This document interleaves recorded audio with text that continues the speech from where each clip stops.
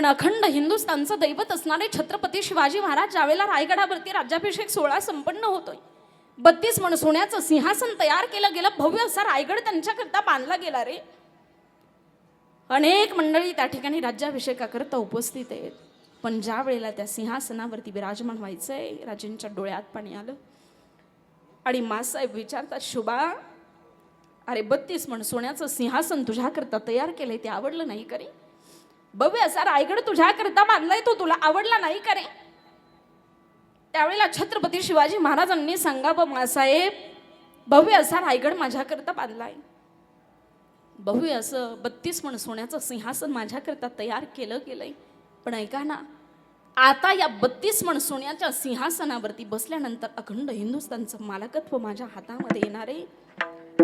आणि हे मालकत्व माझ्या हातामध्ये येत असताना हे मालकत्व पाहण्याकरता तुमच्या कपाळावरचं कुंकू तुमचे मालक जिवंत नाही ना, याचं मला फार मोठं दुःख वाटतं.